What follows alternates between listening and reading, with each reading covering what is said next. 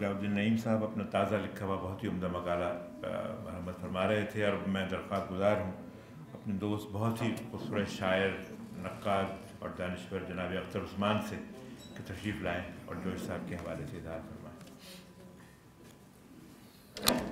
مسند نشینان خصوصی، خواتین و حضرات، جوش کے اتنے پہلو ہیں کہ ایک نشست میں ان پہ بات کرنا بہت مشکل ہے۔ ابھی پرسی بیشی شیلے کا حوالہ آیا تو مجھے بھی اس کا ایک کوٹیشن یاد آئی کہ the writer is an unacknowledged legislator of society، کہ وہ سماج کا ناتسلیم شدہ قانون دان ہو۔ جوش نے اس زمانے میں انقلاب کی باتیں کیں جب استعمار کے شکنجے جو تھے وہ بہت، ہم لوگ اس کے کلچز میں تھے، اور یہ جوش کی ہمت ہے کہ انہوں نے اس زمانے میں، اب ہند کا زندہ کانپ رہا ہے جیسی نظمیں لکھیں۔ میں جوش کے صرف ایک پہلو پر، اور وہ ان کی مسدس ہے جو انہوں نے کربلا کے حوالے سے اپنے خیالات کا اظہار کیا، میں صرف دو چار باتیں اس پر کہہ کے تو اپنی گزارش ختم کرتا ہوں۔ میں آج ہم جب ہمیں لغت کی طرف دیکھنا پڑتا ہے تو اس سے پہلے ہم جوش صاحب کے یہاں ان کے کلام کی طرف دیکھتے ہیں کہ بہتر یہ ہے کہ جو جوش صاحب کا کلام ہے اس سے لفظ کی صحت کے حوالے سے رجوع کیا جائے، اور ہمیں وہاں زیادہ سمجھ آتی ہے بجائے لغت کے جوش کو دیکھتا۔ یہ جوش کا کمال ہے، اور وہ زباندانی کی اس انتہا پہ تھے جب انہوں نے یہاں تک کہہ دیا کہ شبیر حسن خاں کے لیے موت نہیں۔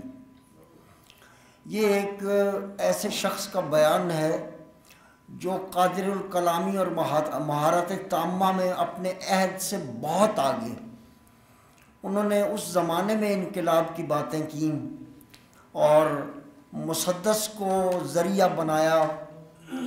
جن کو میں مرثیہ نہیں انقلابی نظمیں سمجھتا ہوں۔ اور جوش نے جب یہ اپنے ہیرو منتخب کیا تو اس نے یہ کہا کہ حسین صرف مسلمانوں کا ہیرو نہیں بلکہ پوری بنی نوع انسان کے لیے حسین جو ہے وہ ایک بغاوت کا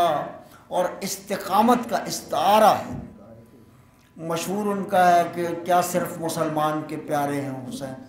یہ ہم سنتے ہیں، انسان کو بیدار تو ہو لینے دو، ہر قوم پکارے گی ہمارے ہیں حسین۔ تو انہوں نے ایک ایسا رستہ منتخب کیا مسدس کی شکل میں جس میں پہلے محض گریہ ہوتا تھا، اور انیس کے بعد جوش ہمارے انیس اور دبیر کے بعد، کیونکہ جوش میں سمجھتا ہوں کہ دبیر کے سلسلے کے شاعر ہیں، انہوں نے اردو شاعری کو ایک بلند آہنگ لہجہ عطا کیا، اور کربلا کے حوالے سے یہ کہا کہ فکر حق سوز جہاں کاشت نہیں کر سکتی، کربلا تاج کو برداشت نہیں کر سکتی۔ تو مسدس میں جوش نے جو کارنامے کیے ہیں وہ میں سمجھتا ہوں کہ جو ہماری نظم ہے اس میں نذیر اکبر آبادی سے لے کے جوش تک فکری سطح پر جو نذیر اکبر آبادی کے یہاں عظمت انسان کا اثبات ہے، جوش اسی کو لے کر آگے چلتے ہیں، اور انسان کا اثبات بجائے یہ کہ وہ ریلیجن کے حوالے سے اس کا اثبات کریں، وہ تہذیبی سطح پر اثبات کرتے ہیں بنی نوع انسان کا، جس طرح اقبال کرتے ہیں، جس طرح نذیر کرتا ہے اور انسان کی عظمت کا اعتراف کرتا ہے۔ اسی طرح جوش جو ہے وہ اپنی مسدس میں اس گھن گرج کو اور کھنکھناہٹ کو برقرار رکھتے ہوئے، آپ نے دیکھا ہوگا کہ جوش مصروں میں مترادفات بہت استعمال کرتا، کافر ادا پری رخ سیمی بدن حسینہ، اب یہ جوش کے یہاں جو ہے وہ اگر درست کہا جائے کسی کے بارے میں کہ اس کے سامنے لفظ ہاتھ باندھ کر کھڑے ہوتے ہیں تو وہ ہمارے جوش صاحب ہیں۔ یہاں ایک سوال یہ پیدا ہوتا ہے کہ اگر جوش انقلاب کے شاعر ہیں تو فیض جیسا صلح جو آدمی جس نے ساری زندگی کسی کے حوالے سے ایک لفظ منفی نہیں لکھا، انہیں جوش سے کیا اختلاف تھا کہ انہوں نے جوش کو رد انقلاب کا شاعر کہا؟ میرا خیال ہے کہ وہ جوش کی بلند آہنگی ہے جس کی وجہ سے فیض کو یہ کہنا پڑا، کیونکہ فیض خود بہت حلیم شاعر ہیں، ترقی پسند ہونے کے باوجود ان کا لہجہ دھیما ہے۔ تو جب ہم تقابل کرتے ہیں فیض کی شخصیت و شاعری کا جوش کے ساتھ تو ہمیں یہ بات واضح طور پر محسوس ہوتی ہے کہ جو اسٹالن تاریخی طور پر جو اسٹالن کی گرفت ہے غیر ترقی پسندوں پر، یا جو وہ ادیبوں کا جو حال ہوتا ہے اسٹالن کے دور میں،